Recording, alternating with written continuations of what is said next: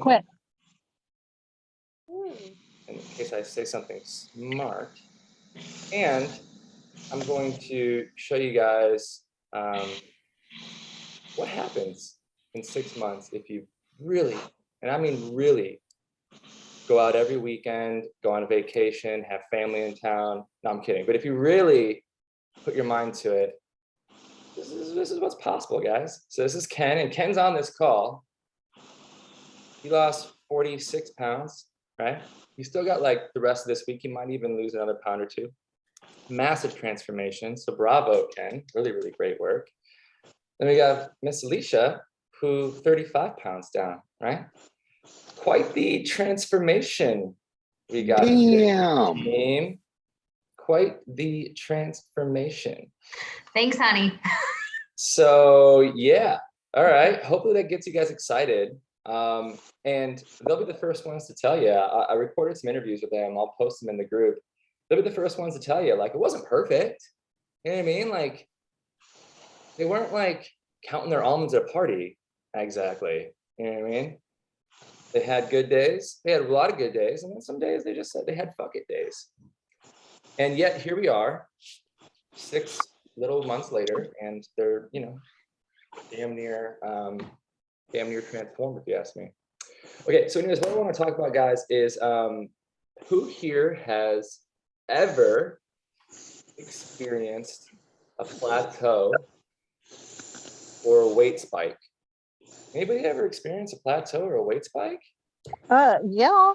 Yeah, despite the fact that you have been dieting, despite the fact that you're going outside for a walk every day, despite the fact that you counted every damn ounce of food that went into your face, that scale had the audacity to spike the next morning. What the fuck, right? What the fuck?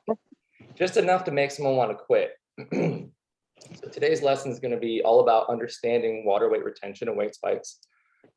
Before I bust over to a screen share, I need to make sure the right one's pulled up so I don't fumble around. Give me a hot sec. I guess technically I'm fumbling around right now, so might as well just done it on a screen share, but whatever. I had a client illustrate this point exactly. So let me pull her account up here and we'll take a look at her weighing graph. And I'm going Don't turn it back on. What's that? I'm telling the dog not to turn the water hose back on. We can all relate. Okay, cool. Denise, how's that dog doing? He's being a brat right now. He's got half my yard dug up for the water hose because it doesn't turn off all the way, and he's figured out within the past week and a half how to move that nozzle to where he has water coming out of it, and he carries the water hose all over the yard. He's got it on his back. He comes in soaking wet and full of mud. Then he gets on the bed and he has my sheets full of mud, and he's just bad. Well, I can tell that you're not triggered by it at all, which is really good. All right, I'm gonna do a screen share, guys, and we're gonna first off, I'm gonna show you a little illustration on water weight and everything, and then we're gonna look at a client's weigh-in graph who experienced this to the letter. All right, so hang tight. All right, so I lied. We're gonna do this one first. Okay, so here's Emily, relatively new recruit. Emily's been in the program for like, I think just like a month and a half, maybe a month, maybe just a month. So let's take a look here. Okay. Oh. Denise, never mind, we're good. All right, so check it out. Check it out. All right, so here's Emily, right? Sorry, Emily, if you watch this. So Emily she hit a little bit of what we would all, I think, colloquially, did I say that word right? Colloquially, would consider a plateau, right? Where like technically that's correct. We all just like nothing happens for days and days and days on end. Technically that is a plateau, right? To the naked eye. But what we realize is that there's actually like very few of us are plateauing, right? Because and myself included, we're not professional athletes. We're not at like the 99th percentile of our physical potential, where every percent more fit we get is like a 10x greater percentage of the last percent that we just accomplished, because we're all just ordinary people that just work out and try to do our best. And like, because of that, like our body, we fluctuate daily, 3-5% of our body weight, right? Sometimes. So most folks aren't plateauing, but it can seem like that because the scale like legit didn't move. So like, look at, here's Emily, right? So we did 131.5 on the 11th, 131.5 on the 12th, 131.5 on the 13th, 14th, 15th, 16th, 17th, 18th, 19th, 10 days, 9 days. This woman was to like the 10th of a pound. So she's like, I mean, if you look at her meal logs, everything was fine. She wasn't going over her calories. Sodium levels weren't through the roof. So what's going on, right? Was she not burning fat? So I guess pop quiz, show of hands. Who thinks that she was burning fat? Raise your hand. Good. Who thinks she wasn't burning fat during this period? Raise your hand. Okay, Melinda's just gonna stay neutral on this one. That's cool. Okay, fine. I can see you. I mean, you know. So here's the reality of it, right, guys? She didn't just, okay, let me just button this up by saying, then on the 19th, after 9 straight weigh-ins, she then went 131.5, 130.8, 130.2, 129.7, right? She didn't just lose 2 pounds in 4 days, right? She lost 2 pounds from this day all the way down to that day. So you see where my cursor is? Imagine there's a line connecting these 2 dots here. That's the fat loss trajectory that she was already on, but it was being masked by her weigh-ins each morning because she was obviously retaining water for some reason, okay? I think that it's kind of out and about and meals were sporadic, and although she was hitting her calories, the food choices were just a little bit different than what she was used to. Kind of one of those scenarios that we're all going to run into. Like, I will promise each and every one of you that you will spike in weight, plateau. But the difference is that your new all-time low is literally just around the corner. You are 6 inches from gold. But the reason why 90% of people yo-yo is because they do this for a month. Look at me, 138. Oh my God, I lost 5 pounds, 133. Oh no, I gained it all back. It's not working, I quit, right? Or something's wrong with me, or this diet doesn't work. But guess what? She's been burning fat. Fat loss is much more of a straight line, connecting all these bottom trends together, where water weight is what's right. It's like the equivalent of like an undercurrent in the ocean, and then the waves. You don't see the undercurrent. All you see is the waves crashing into the shore. And we're reacting to every single wave. Oh no, it's good, it's bad. Something's wrong with me. I have hormone issues. Maybe I need, maybe I need to be on medication, whatever. And the reality is that if you just are patient and you ride it out, you will eventually realize the fat loss that is and always has been taking place. Now that's assuming, of course, that you're keeping yourself in a caloric deficit. I mean, if you're truly eating like a teenager still, then yeah, maybe you aren't losing fat. But if you're following the plans that we're giving you and you're sticking that calorie target under the threshold and you're making good food choices, you're probably burning fat a lot faster than you think. And so I wanted to just show you like a real life example of that. And I know that Ken and Alicia can attest to this because we've had dozens of conversations around that. But let me show you a great little illustration, and apologize if you've already seen this before. But here's a cool thing that just kind of illustrates this point. We have water weight fluctuations in the blue. We have body fat burn loss in the yellow.